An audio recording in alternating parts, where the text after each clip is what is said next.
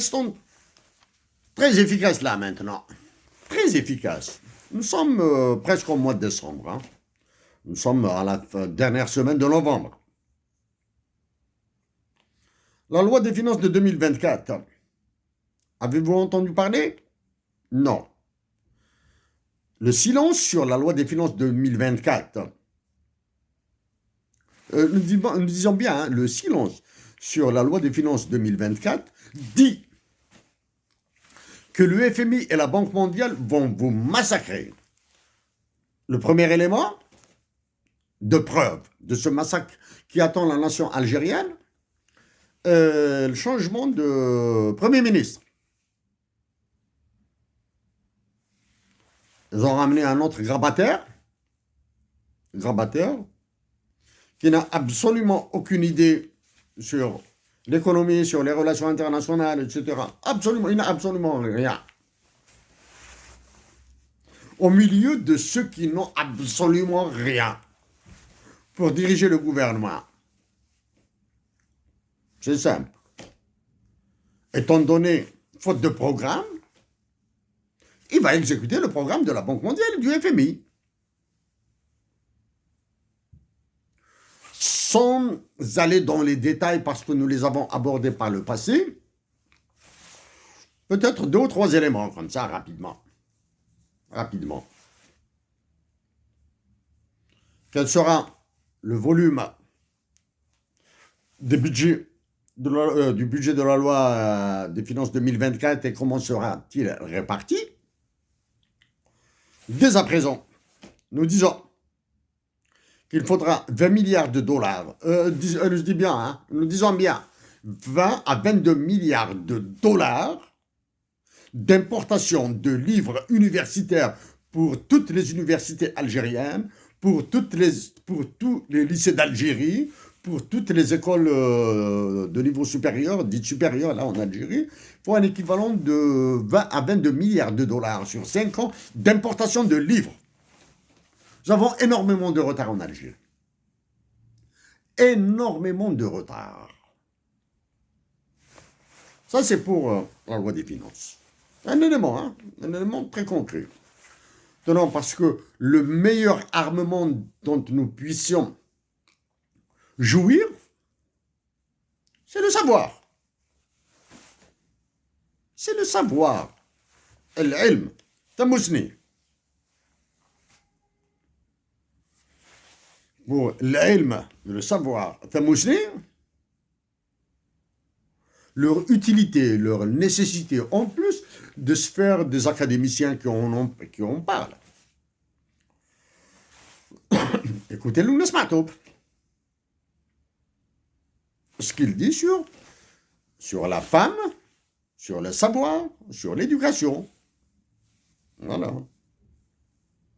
Donc le savoir, à travers les livres, à travers un système éducatif en moins bon, pas efficace.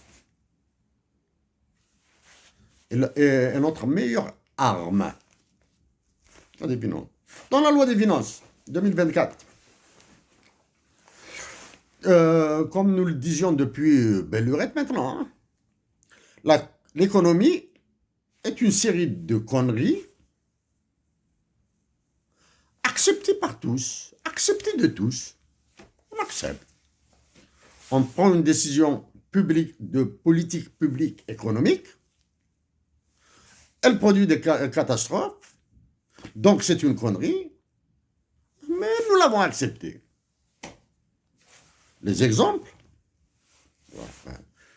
tournés dans tous les sens.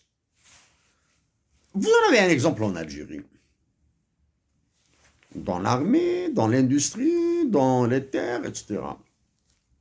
Donc, étant donné que l'économie est une série de conneries, nous citerons une qui est déjà ordonnée par la Banque mondiale. Hein. La Banque mondiale et l'UFMI vont vous taper sur le taux de change, sur la santé publique, sur les mines, sur la nature, etc. Ben, mais nous allons rester point par point, là, du moins un point. Nous n'allons pas réétaler tout comme l'histoire des avions pour Johannesburg, pour Dakar, pour Stalingrad, etc. Hein?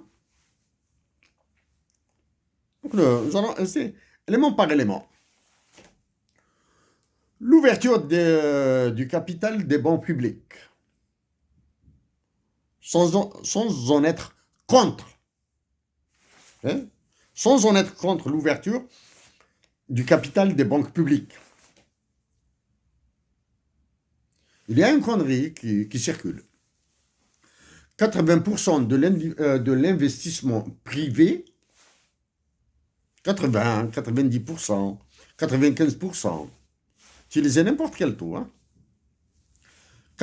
disons 92% de l'investissement privé est supporté par des financements publics, c'est-à-dire par des prêts des banques publiques algériennes, comme la BNA, comme la BAD, comme le CPA, etc., avant qu'elles ne soient privatisées.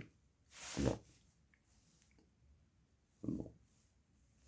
Mais la question qui vient avec ces volumes d'investissement, ces taux d'investissement, 92% de l'investissement privé, hein, est supporté par 95% de l'argent public, par 80%, par 75%, dites n'importe quel taux. Est-ce que ces prétendus investisseurs privés ont d'abord remboursé ne serait-ce que les intérêts sur les prêts? Est-ce qu'ils ont remboursé ne serait-ce que les intérêts sur les prêts? Ensuite, est-ce qu'ils payent leurs impôts?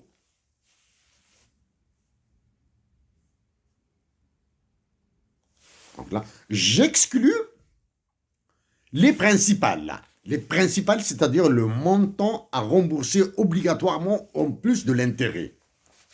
Les principales, hein, pas les principaux. La partie principale d'un échéancier de remboursement. Ce qu'il paie au moins les intérêts sur les prêts, ce qu'il paie les impôts, et quel est le volume des prêts qui ont été effacés. Ça, nous vous renvoyons à 2015, 2017, 2018. Hein. Non, nous, en tant qu'Algériens, nous nous enfonçons dans la pieuvre de ce qu'est la trappe de l'équité financière. Je vous renvoie à 2016, hein, 2017, la trappe de l'équité financière. En parlant de la trappe de l'équité financière, des financements, des prêts, des remboursements, des impôts, etc. Ça, c'est tout l'État algérien.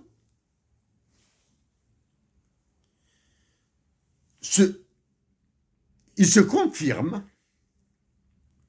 que ce qui est appelé Banque centrale d'Algérie est un gourbi, est un four crématoire, est une chambre à gaz de l'Algérie. L'inflation est en train de bousiller la planète entière. Au Canada et aux États-Unis, les banques centrales s'interdisent de dire que malgré l'augmentation, du moins, de spiking, l'augmentation des taux d'intérêt bancaires, taux directeurs, ils sont passés autour de 5%, 5,5%, etc. Ils s'interdisent de dire que cette politique a conduit à la réduction de l'inflation. S'interdisent. On entend par-ci, par-là, l'inflation a baissé, etc. Non, non. Il faudra étudier l'inflation dans le détail. Si au Canada, c'est l'enfer. Qu'il s'agisse avec la nouvelle crise là, du logement, c'est encore pire, c'est l'enfer. Donc ça, c'est côté rapide. Hein. Armée, oppression, droits de l'homme, les détenus politiques algériens, la majorité de l'Algérie, l'hymne national bilingue, etc.